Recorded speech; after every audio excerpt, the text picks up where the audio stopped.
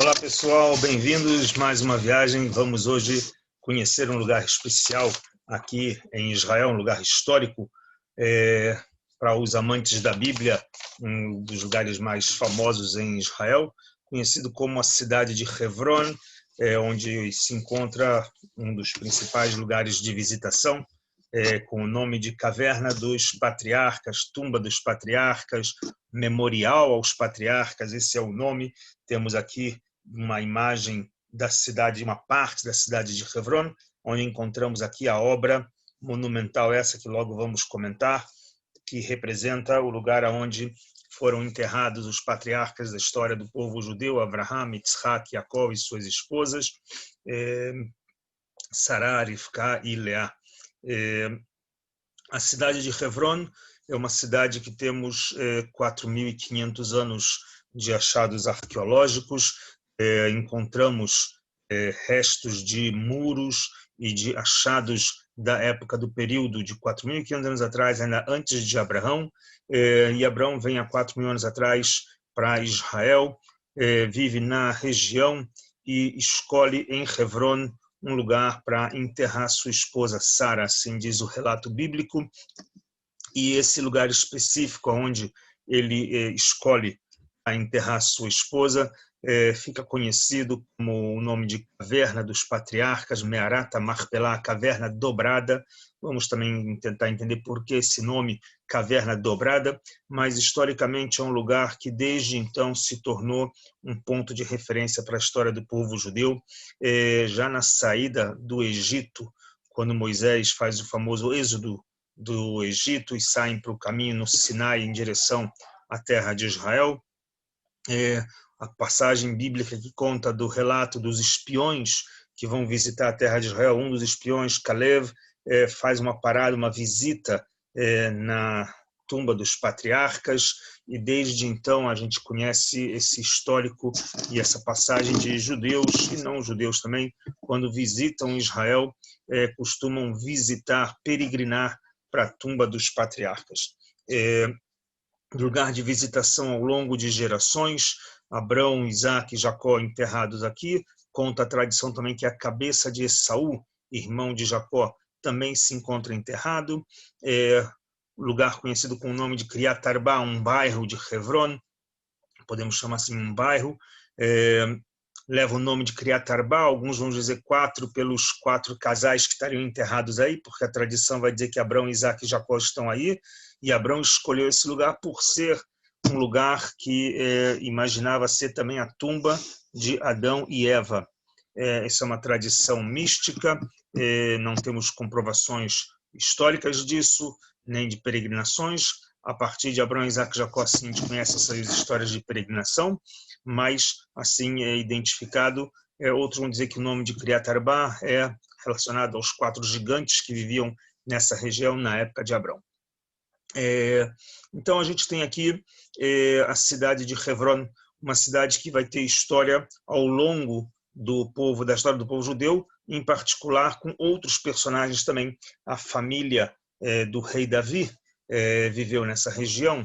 Estão enterrados Ruth, a Moabita, e o pai do rei Davi, né, bisavó e o pai do rei Davi estão enterrados também em Hebron, Kever Ishai e Kever Ruth. As tumbas deles também se encontram, e de outros muitos.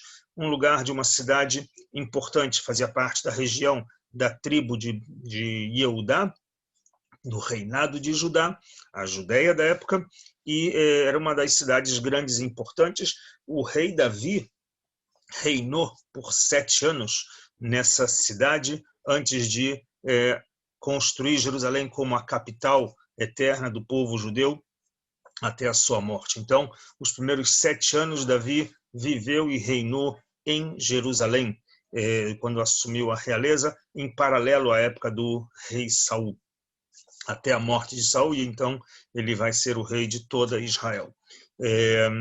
Outra curiosidade que a gente tem é que tantas peregrinações de judeus vindo para a tumba dos patriarcas, que no período de aproximadamente 2.000 anos atrás, o rei da Judéia, no período dos Macabeus, o famoso rei Herodes, na época dos romanos, ele resolve fazer uma obra monumental.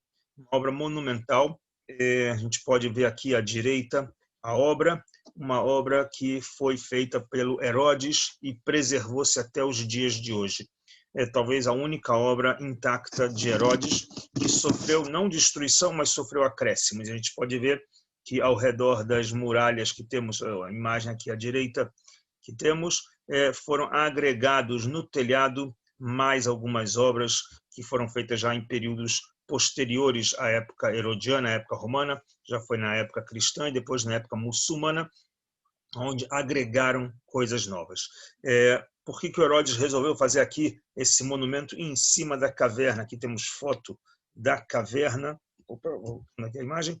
Temos aqui foto da caverna. No meu mouse eu mostro para vocês. Temos foto da caverna e aqui um desenho de como eram as cavernas dobradas. Dobradas, porque assim diz na descrição do livro de Gênesis. Me'arat Machpelah, uma caverna dobrada, um duplex. Alguns vão explicar porque eram para duplas, Abraão e sua esposa Sara, Isaac e sua esposa Rebeca, Jacó com a sua esposa Leia, e assim cada par teria seus espaços, dobradas, cavernas dobradas. Outros vão dizer que eram de 2 andares, outros vão dizer que eram divididas. Aqui nesse desenho, uma das representações que arqueólogos acreditam como ela está internamente, a caverna, com várias entradas, daí o assunto de ser múltipla. Machpelah em hebraico é múltipla. E Herodes constrói sobre essa caverna, sobre essa região de caverna, constrói o monumento e se tornou um lugar de peregrinação ao longo de séculos e ainda hoje continua sendo um lugar de peregrinação, só que nos domínios posteriores na terra de Israel vieram e agregaram obras no último período muçulmano, dos últimos 800 anos, aproximadamente do século XII em diante, essas obras que foram feitas. Temos aqui algumas coisas bonitas, coloridas, né, dessa cor meia rosa, laranja, com branco, que isso é uma das características do período mameluco, do século XII e XIII, da obra muçulmana, onde eles construíram memoriais à tumba dos patriarcas.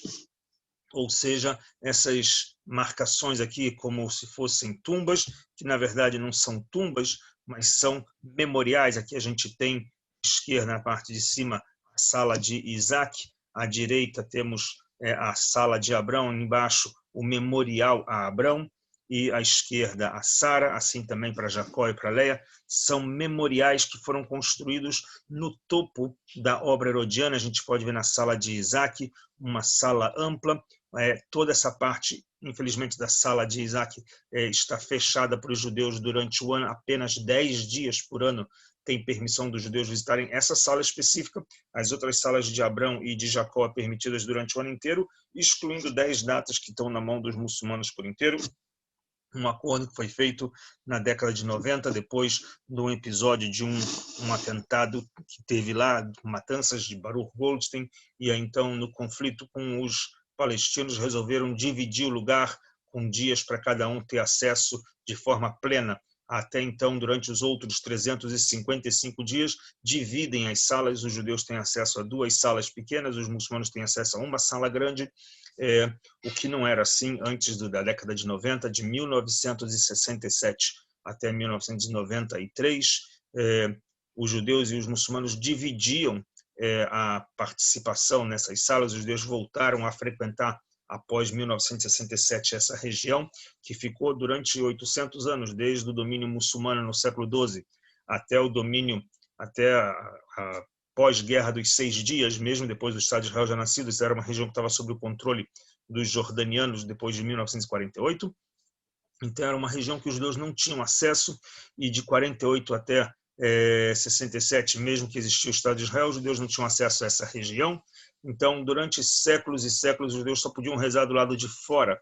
Então, a partir de 67, voltaram a ter permissão de rezar do lado de dentro da caverna, não da caverna, perdão, da obra herodiana no telhado, nas obras feitas pelos muçulmanos, em cima da obra herodiana. É realmente uma obra especial, porque ela demonstra todo o histórico arquitetônico de 2000 anos, do período romano até o período muçulmano, onde não foi destruído, foi agregado obras, diferente de outros lugares em Israel, que muitas coisas foram destruídas, a gente tem restos.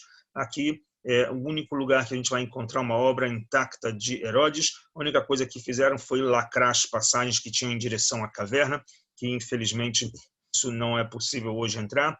Questões com os muçulmanos, com um tabu de não permitir entrarem nessas cavernas. Alguns arqueólogos entraram, existem algumas fotografias e livros publicados a respeito. É uma visita interessantíssima para quem gosta de história bíblica, para quem gosta da história de Israel, de todos os impérios que passaram por aqui. É um belo reflexo para contar essa história. Então, convido vocês, na oportunidade que vocês estiverem aqui em Israel, podem vir, levamos vocês até lá. Um grande abraço.